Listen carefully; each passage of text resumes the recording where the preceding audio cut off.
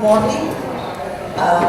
It's a pleasure to be here with these great speakers, with Øyvind Såtvedt, Managing Director of Oslo Region Alliance, Maria Sisternas, co-founder and CEO of Mediaurban, the urban connect creation agency of the Mediapro group, and Mike Legg, President and CEO of Living Cities.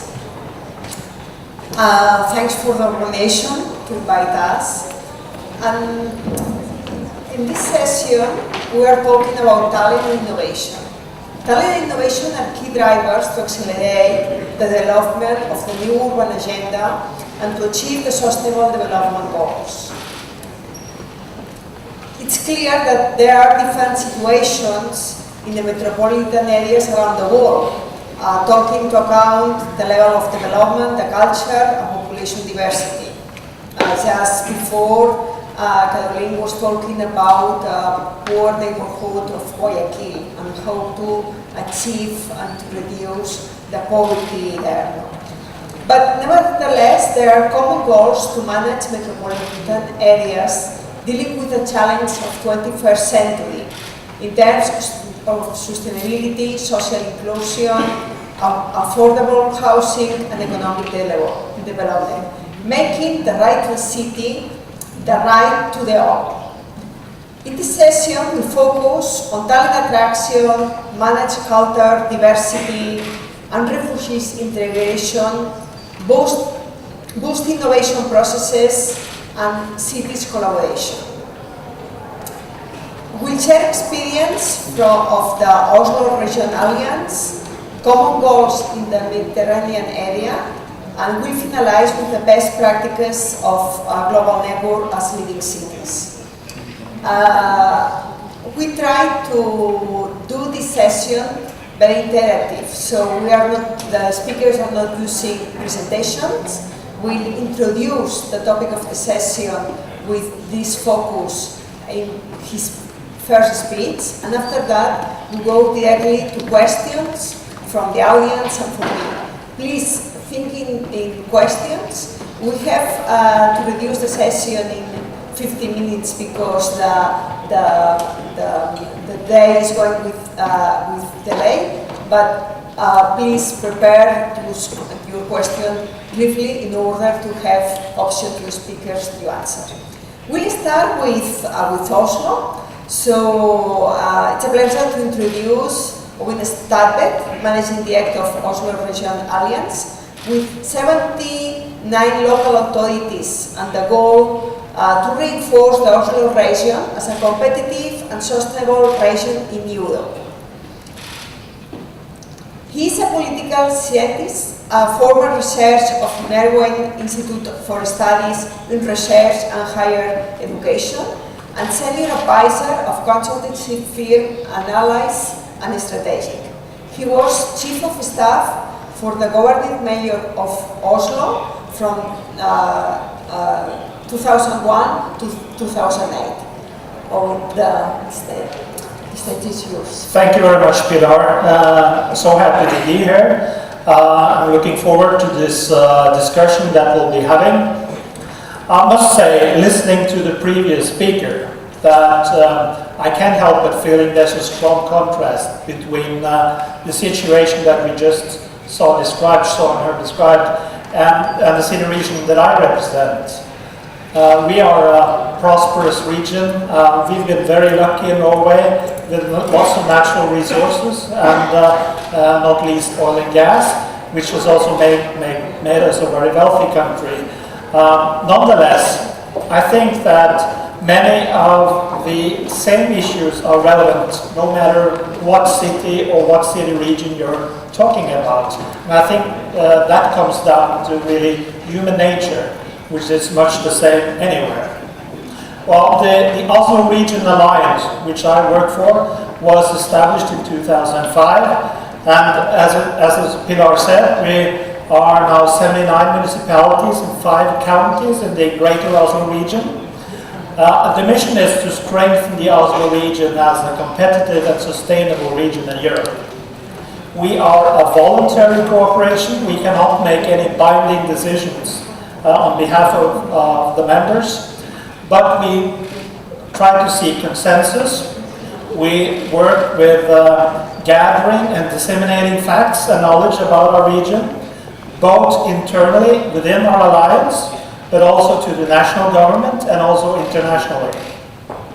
Our main fields of operation are spatial planning, transport and environment, innovation through business clusters, which have a territorial dimension to a large degree, and also international branding with Oslo as the region's common international brand. One very central idea to the Oslo Region Alliance is to try to work towards a more polycentric region, a region which does not only focus on the main city, Oslo, but also helps to lift and raise the importance of other cities within the greater Oslo region. This has to do with a solidarity approach to a large degree. And of course, as you all know, this also means that the biggest city, Oslo, needs to be humble, needs to be a good big brother in its relationship with the other cities, which is not easy. Because, as we have been speaking about, there's often a lack of trust, and that can create many problems when it comes to actual cooperation. Well, I'd like to start out with speaking a bit about sustainable growth, because although Oslo is not a very large city in international terms, only 673,000 inhabitants, the greater Oslo region has 2.5 million people. But for the past 10 years, the Oslo region has been the fastest growing capital region in Europe. And this has, of course, both represented opportunities for Oslo, but also lots of challenges. On the positive side, we see that we have a larger influx of young people than we would have had if we wouldn't have the immigration that we've seen. We also have a larger workforce, which is positive.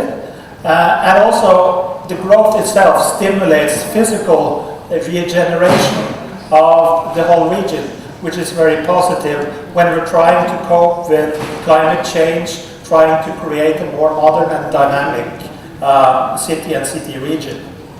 And of course, being part of a city and region which is experiencing growth is also more attractive than being a part of a city and region that is experiencing decline. On the other hand, we also see several challenges. The growth creates a lot of pressure on the transport system. Capacity of transport system is all the time being challenged. We also see that there is pressure on green areas, which for Norwegians are very, very important, but because people in Norway always enjoy the outdoors and having the possibility to go out to recreational areas around the city. We also see that there is a pressure on getting enough housing, enough apartments for all people, and of course also affordability as prices rise quite dramatically as a result of the influx of new people into the city and the region.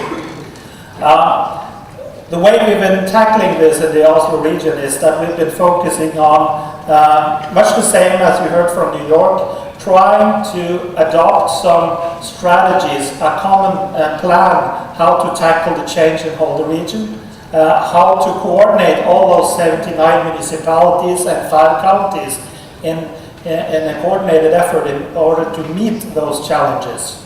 We try to reduce city sprawl, try to concentrate building new houses and also businesses close to centers with public transport, try to reduce the number of private cars in the traffic, and also try to stimulate people to use bicycles or walk to a larger degree.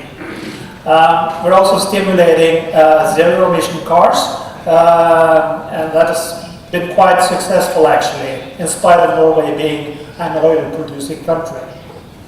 We've done this through 2 strategic plans. The first one was in 2008, and it was followed in 2016 with a second report. And we see that this strategy actually has been followed by more committing plans, more binding plans at the municipal and regional level in the Oslo region. We see that there has been a positive development when it comes to tackling growth in a way that is sustainable. Although I should say that we still have lots of challenges in order to meet those issues. Turning then to social sustainability, which is, of course, is also very important. As I said, we are privileged in a way that we have a good economy. We have a very low unemployment, only about 3%. And Norway, of course, has a comprehensive welfare model with lots of benefits, helping people who are not able to help themselves. We have quite a big influx of refugees and immigrants into the Oslo region. About 1 or 3 people living in Oslo are either born in another country or have parents born in another country. And although many of the immigrants come from other countries in Europe, we also now see a larger immigration from poorer countries, mostly refugees from the Syrian crisis, from Iraq, and also from Northern Africa. And these people, of course, come to Norway with limited resources, often not skills that can be easily applied in the Norwegian society. So there is a risk that this will become an underclass within the Norwegian society. And we've been working a lot with this. We have especially focused on 2 issues. The first is language, because we feel that being able to speak the language is really the first criteria to be able to work, get a job, or even get an education. And the second is housing. We focused a lot on getting immigrants into normal houses as soon as possible, and also helping them to own their own houses as soon as possible.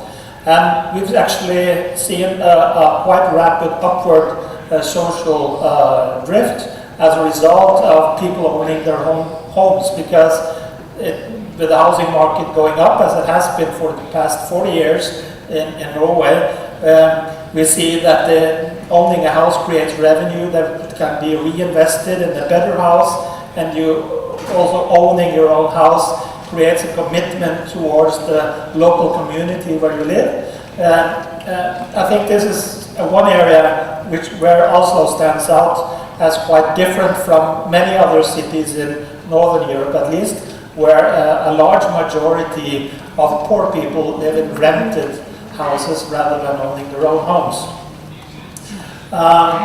We also have a focus on regional cooperation around economic development, and I'm turning now to talent and innovation. Norway is a high-cost country, and if you are going to be able to compete on an international stage, we need to attract the most talented people from all around the world to help develop our businesses. So we've looked now for the past years a lot about how to attract more talent. We also see that in order to become a strong city on the global stage, being a quite small region internationally, we have to make use of the assets of the whole region. It's not enough for the city of Oslo itself to compete on the international stage. It really needs to connect with the rest of the region, going back to what I said at the start about trying to work towards a more polycentric region. This also applies when we come to innovation and business development in our view. So this was just a short introduction by me. As I said, we are privileged in many ways, but I think a lot of the issues that you are discussing here are relevant also for us. human nature is the same, and it's not easier to work with these issues. Thank you. Thank you very much.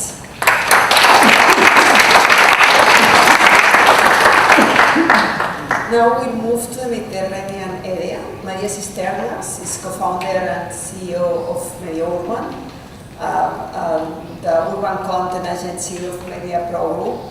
Maria is a city design consultant specialized on the links between the digital, social, economic, and legal issues. Having served as project director of the Urban Habitat Department at the Barcelona City Council, she led transformation on significant parts of Barcelona. Maria will talk about Mediterranean culture, cities, and strategy. Thanks, Maria. Thank you. Well, first of all, I want to thank Pilar and thank the organizers. I think it is a luxury to be here.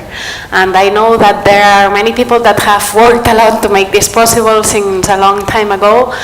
And I also think it's a necessary debate. This is a unique event. It's a public, open event in which there are a mixture of people coming from the academic sector, professional sector as well, and people that work at the metropolitan area of Barcelona. So I think it's a unique opportunity to discuss and let us think and ambition to really give a step forward in the metropolitan area of Barcelona. And how to do this, I think in relating to the field that we have to talk, the metropolitan area of Barcelona will need to attract talent, which relates to knowledge, and to innovate, which for me innovation is the contrary of importing solutions or copying solutions or ideas or projects without a critical knowledge. I think you may learn and import from cities, and you may also learn what you don't want in your city. So there's a lot of knowledge produced also when you know what you don't like from other contexts. And as a professionals and as urban practitioners, I think we have to constantly confront our reality with what we see in other contexts. I will, and I think it's very important also to the receipt against misinformation and against doing the business as usual in cities is to understand, learn, read, and discuss from our adversaries, from different people, to confront your own ideas with others. If you recall the discourse for the Nobel Prize of Gabriel García Márquez in 1982, in which he talks about the solitude of Latin America, and he confronts the Europeans with their vision of the imperialistic view for which Latin America had been shaped upon the heritage of the Spanish colonies. Or if you look at the Mediterranean side, this imperialist view has also been very well confronted with the Amin Malouf's novel, The Crusades Through the Arab Eyes. I don't know if you have read it. It's a very interesting book written from the Muslim and the Arab perspective of what were the Crusades of the 11th and 13th century. When you when you confront it from the other story, there is a lot of critical knowledge that you can acquire. I think the metropolitan area has led since a long time ago, maybe since its creation. It has really led a Mediterranean debate of how cities needed to be. This is because of the ambition of Barcelona to be a leader or in a way influence the way Mediterranean cities should look, and to in a way to have a role at the metropolitan level that would have never been recognized within the Spanish state. In this sense, you are probably aware of the the Mediterranean Cities Network, which is called MedCities, and shares since a long time ago practices and puts in contact different urban practitioners, people who have the power to create projects and to impulse them. And it year by year it generates platforms to share, to contrast the ways the Mediterranean city is built. And as comparing to the Norway polycentric approach, I think it's very interesting how in Mediterranean cities we have always had this ideal of the polycentric city, but the Mediterranean city has always been very monocentrical. And that's one of the assets of the Mediterranean city. Its density, its public spaces crowded, it's the spectacle of the city of seeing people in public spaces.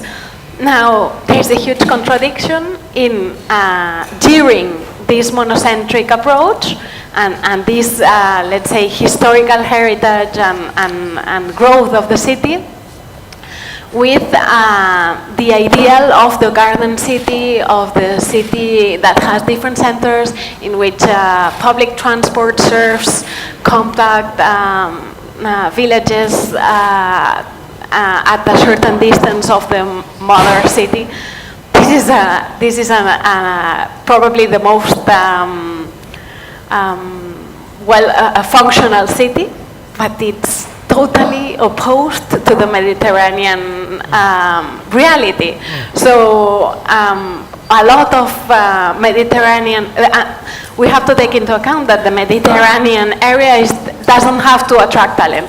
People come into the Mediterranean area because it has fantastic conditions. It has very good contact with nature. It has fantastic weather conditions, fantastic beaches, and it's the most populated area in the world. So I think putting together practices and sharing practices of what has been a success and what has been a failure in the north and the south of the Mediterranean is very important.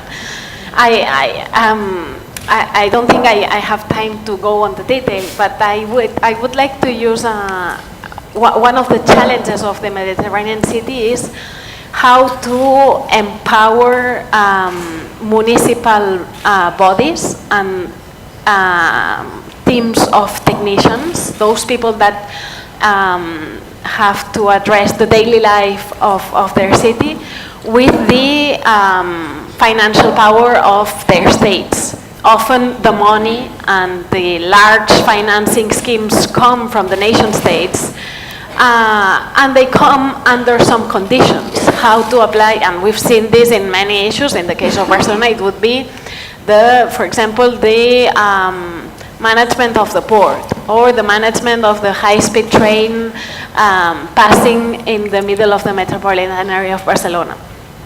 The financing is there, the nation state is willing to implement this in the cities, but they come with their own technicians, they come with their own discourse, and there is no real dialogue with the municipal bodies. This that applies in Barcelona is further exacerbated in other countries of the Mediterranean. If you have time, maybe you can watch directly some of the videos that MedCities has put on their webpage, interviewing experts dealing with Mediterranean cities. And there is one which I like very much from Guy Fleuret, who says one of the problems in the Mediterranean city is how to do the city without the city. Because there are many projects that have the financing either from global capital, large investment funds groups, or nation states that come with the provision of capital under some conditions. So I think one of the key challenges that we're going to see is how to empower the people that will have the responsibility to transform the resources into projects that serve the people who live in those cities.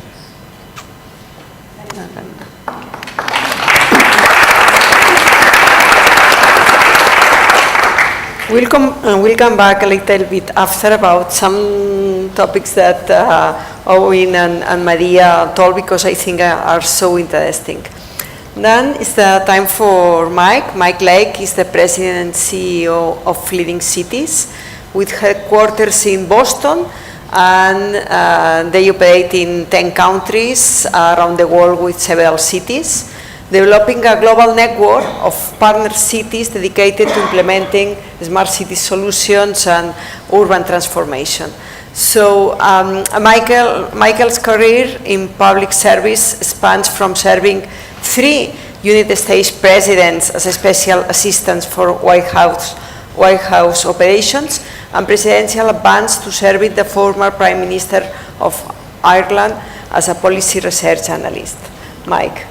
Thank you, Pilar. Well, good afternoon, everybody. As Pilar just said, Leading Cities is a network of cities focused on the implementation of smart city solutions and smart city ecosystems. And one of the very first things that we realized is fundamental to the successful implementation of a smart city ecosystem is in fact the talent within a city. So the very first research project we did was a report called Talent Magnets, Attraction and Retention Strategies for Cities.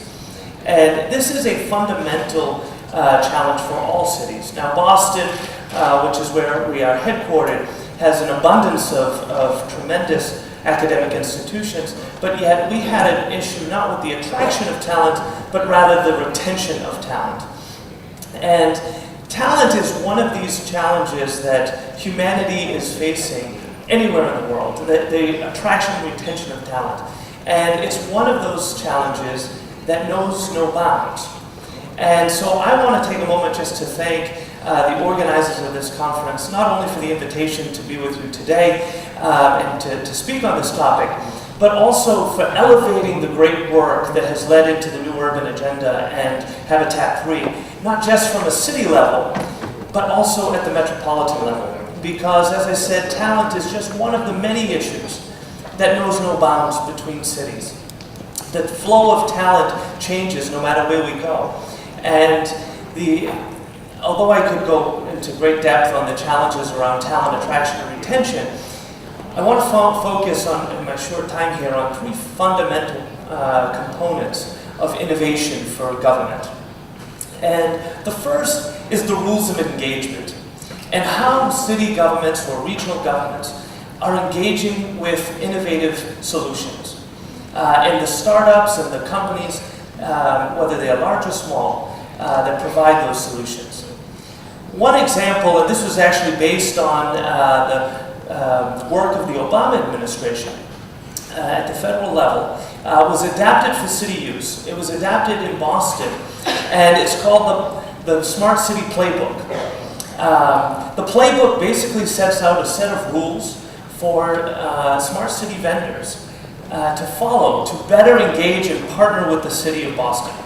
These rules and rules of engagement range from focusing not just on the efficiency of your solution and the efficiency it might bring to government, but thinking also about the human-centric approach and what does it mean to the resident within the city. It stretches all the way to asking a question about who have you talked to in the city? Is this a real problem for Boston and for Bostonians? For the people who live in the city, work in the city, or visit the city? How do you know that? Why is it a problem for them? How big of a problem is it for them? And in this way, the city of Boston is really changing the way and the dialogue between themselves and the companies with solutions that are coming forward to the city. One of the other questions they ask, which I think is particularly important because this is another fundamental that stretches beyond the city limits, and that is the question about interoperability. How interoperable is your solution? Will it connect with others? Will it connect with existing systems in the city or systems outside of the city? So for an example, the city of Lisbon, or the region of Lisbon, another Leading Cities partner, just outside the city is a suburb called Cascais. Now they've done some tremendous work in smart cities. including developing their own mobile application that aggregates all of the mobility options for an individual. Everything from subway and train, buses and taxis to shared bikes.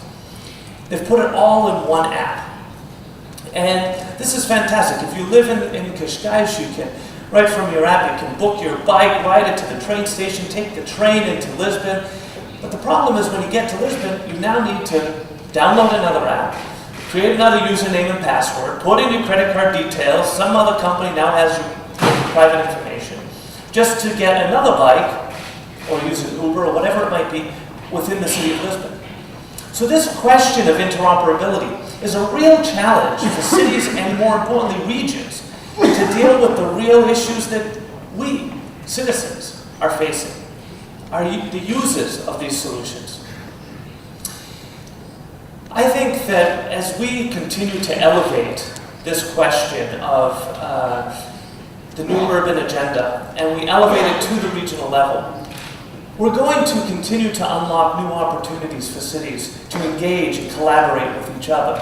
The entire premise of leading cities is based on shared experiences, sharing of best practices and lessons learned between cities. If we can't achieve that in a local, regional level, then each of our cities is essentially competing with one another in ways that it's not necessary to compete. We're competing for that talent. We're competing for those solutions. We create solutions that are opposing one another rather than working together seamlessly. So as we look at the new urban agenda, as we continue to carry on the work of Habitat III, the challenge I put to all of you here and to so many of us in the world is how do we adapt our approaches and our solutions to look beyond the man-made constraints of city borders and think about how we're addressing these challenges, these very real, tough challenges, to make our cities better places to live, better places to work, better places to visit. Because in the end, that is what defines the future of our cities and the regions that surround them.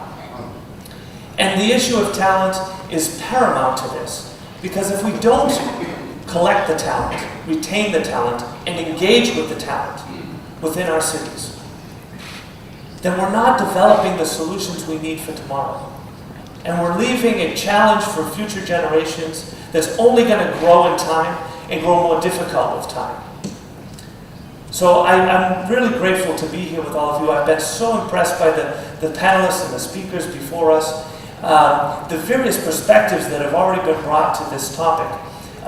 Will continue to be discussed long before this conference is, long after this conference is over. And I'm offering leading cities and myself as one participant in that conversation as you return to your places of work and your homes and work on these challenges that really face the future of humanity and the future of our cities. Thank you.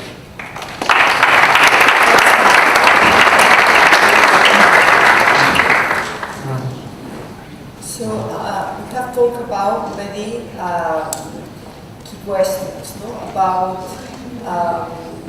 the challenge of the metropolitan regions, about the balance between the main city and the other cities around, and linked to this about equality and solidarity. And what Maria talked about the difficulty of finance, the challenge about finance model between the city, the region, or the country. That in Barcelona is a problem with the big projects, but in Latin America is, for example, a big problem for any kind of project, because the main budget is not at the local entity, at the medium level or the country level. Mike also opened the question about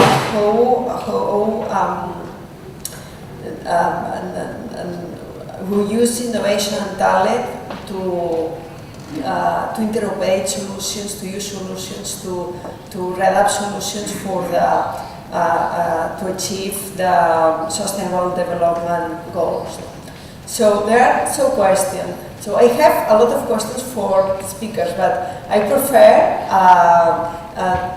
to see if there are any questions for the audience in order to have a talk between the audience.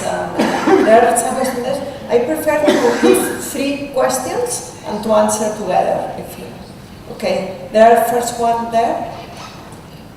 Please. Can you introduce before? Yeah, well, my name's Caroline Moselle. I wanted to follow up in a way on an issue that was raised in the last presentation that is highly relevant to what you call a collection of talent, and that relates to stigma. And I was talking, we had examples of spatial stigma, both from Santiago and in my case from Guayaquil. What I wanted to ask our colleagues from Oslo and from the Mediterranean particularly, how they are going to, what are the policies to capture the talent of migrant populations that are coming in, not because there's a demand, but because these migrants have to move, and the stigma that is associated in many places with access to jobs, with where you come from, and therefore not capturing highly talented people because they are the other and they are not part of the community in places like Oslo and in the Mediterranean cities. Thank you. Hi, Mariona Tomás from the University of Barcelona. The 3 of you have been talking about the need to cooperate, not to compete but to foster cooperation. So I would like to ask you, how can we foster cooperation between municipalities? Which are the incentives you think that they are necessary? Because this is one of the key questions finally, that we overcome localism and we can be able to reach consensus on a metropolitan scale. Thank you. Thank you. The third question. More concentrated there. Okay, my name is Cynthia Chávez. I'm from Urban Ecology Agency of Barcelona, and I think that there's an interesting thing that we do not need link also with the anterior presentation of what Caroline was saying, because it's really important to attract talent, that's for sure. But how the cities can take advantage of that without increasing inequality, because as you well know, for example, here in Barcelona, we have a huge and a very important and terrible problem with gentrification. So how we can stop making cities so attractive that it's good, but without taking into account these inequalities. For sure, there are some policies that maybe you can have or think about some kind of proposals. But I think this is important to take into account because we are attracting high income talent, so and this is displacing the current population from here. Okay, thank you. So, who will start? Yep. Well, 3 very interesting questions. First of all, Caroline, thank you very much for raising the issue about stigma and how to include immigrants that are not coming because they are talented people that are sought after by the cities that they come to, but because they must. And this is a real issue, a real problem in our city. A lot of immigrants, although they have a long education, for instance, have a hard time getting a job. Some have actually gone so far as to changing their name so that they actually can be called into an interview. Because many employers, when they see a foreign name, they're at the bottom of the pile, so to speak. So this is a real difficult issue. What we're seeing now is that as time goes by, there has become more and more role models that really do very well in a Norwegian society with a refugee background. And I think this gradually, well, I'm optimistic now, and I'm hoping at least that this will gradually open the eyes of employers and that they will see the potential of also immigrants being a resource for the city that they come to. But this is a very real issue and a big problem in our city, I must admit. And of course, also when it comes to cooperation, that's not an easy issue. I think the most easy thing to do is really, when we talk the mayors in our cooperation, we say to each other, let's speak well of our neighbors. If one mayor starts talking and bragging about how good things are in the neighboring municipality, that will create a positive spirit of cooperation. And it's really a bit about the same thing when you talk about the polycentric ideal, because one thing is that in reality you are stuck still in a monocentric reality, but talking about the polycentric ideal, that really also changes the mindset, opens up for cooperation, and especially if the big city, Oslo in our case, speaks positive of the relationship with their neighbors, that also creates a good stimulus for cooperation in our experience. The last issue was about how to not experience big inequalities, how to tackle the effects of regeneration and gentrification in cities. What we have been doing in Oslo is that we see that there are some areas where the market takes care of everything itself. There are, the market invests and creates new housing, but then there are other areas that are left behind, and that's often where the poorer people live. So what we've been looking at is how can we use public money to create attractive spaces where everybody wants to live. Parks, also housing, and trying to build down the inequalities of different areas within the city. Thank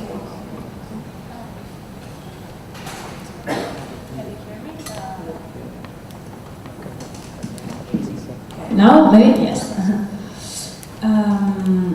I will try to give an answer with question number 1 and number 3 together. So one was about the attracting talent of people that were coming from, let's say, obliged conditions like refugees. And the third one, which was linked to this, was how to integrate people without segregating or further increasing spatial segregation in cities. Well, I think the Mediterranean region, it is, for this region, it is intrinsic, the melting of the people. Cities like Marseille have more than 50% of the population that comes from abroad. I'm thinking of Amman in Jordan, which is a city that is made out of refugees from Palestine and from all other parts of the surrounding areas, and or also Barcelona. Also the fact that the urban areas themselves have been created from another obliged exodus, which is the rural exodus. This is a migration that happened 100 years ago, but also shaped the way urban agglomerations grew at that time. I think there are two basic conditions to be more ambitious from our cities and to be more conscious of how we need to address this. First of all, I think it's a physical question, and it's maybe making the reservation for for the provision of public land.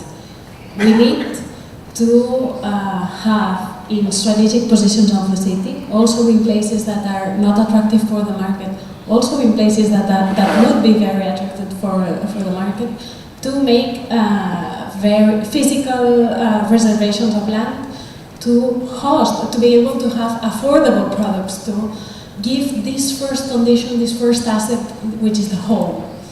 The second one, and let's not forget the reflection that Caroline made, which is not only the home, it's also the space to have a professional activity or a commercial activity, or to interact with the city from the economic activity point of view. Concerning Mariona's question about the how to cooperate between cities. When we were preparing this discussion last Friday, we raised one point that we haven't mentioned today, which was the public procurement policies in cities. This is a key question. Why should every city invest thousands of hours of people in municipal bodies trying to write the best brief for a city service when maybe the solutions from Oslo could serve and the same brief could be adapted at another context? Or maybe the learning of the outcome of a public tender can inform the next public tender in another city. This is, I think, it's a critical question. We spend a lot of time putting the conditions for the market to address the solutions. I will wrap up here. So, Mike, well, I'll just build off of one point Maria was just making real quickly about public procurement and the approach. One interesting example is Phoenix, Arizona, that has really flipped the approach to public procurement. Instead of putting together an RFP and spending countless hours developing the specifications for this RFP, instead what they've done is created a platform for anyone who wants to do business with the city to put forward their solution. And it basically becomes a catalog for the city to look at and decide which of the solutions that best fit the city's needs. So it's a complete reversal, and it opens it to anybody. But coming back to the original three questions, I'll take the first two kind of in tandem, and that's about the stigma and about fostering cooperation. The Talent Magnets report that I referred to in my opening, one of the things that we discovered in the process was that the decades-old reasons that had been cited in Boston for why we lost talent, for instance, was two reasons. Number one was climate, meaning that our winters were too cold. And number two was the cost of living, meaning it was too expensive. And what we determined in our research was that those were actually the complaints of the people who stayed, not the reasons of the people who left. And people were leaving, young people, talent was leaving the region because they believed, this is a reverse on the stigma, a different perspective on stigma, but they believed that there were no jobs in the region for them, and that jobs existed in New York and in San Francisco, which were the number one and number two locations where most of the talent from Boston went to. By the way, I'll note that both have similar climates and both are more expensive cost of living. But there is a stigma that we have to address, not just among workers, but also on regions, and make sure that the region's brand, so to speak, is welcoming to people from all talent pools. The other piece on cooperation is time. Okay. The other piece on cooperation is simply this, that the result of our report, for the second time in its history, the city of Boston, which was founded in 1630, for the second time we hosted a joint council session between Boston and Cambridge, recognizing that Cambridge is where some of the leading institutions are, Harvard and MIT to name it two, and Boston was where the jobs were, and forming a more collaborative approach to connecting talent being developed in academic institutions with the jobs in the industry that exists in Boston. So there are opportunities for greater cooperation between cities. Finding the common challenge is the real starting point. Very short question. Okay. I forgot to say about the refugees and the question of how to integrate people from abroad. Another very important layer, and in these Nordic countries have been an example to follow, is public education for kids. We often talk about the competitiveness of universities, of big research centers. I think in terms of social justice, it is much more important to give public education of very good quality. And the second one, the segregation. Answering Cynthia also. I think the zoning plans of many Mediterranean cities that we are not addressing, that we are not changing, are increasing spatial segregation year after year. Thank you very much. There are a lot of questions I am sure that you have for the speakers, but I'm sorry, but the agenda asks to close this session. So thank you very much, Øyvind, Mark and Maria, and thank you for being here. Thanks.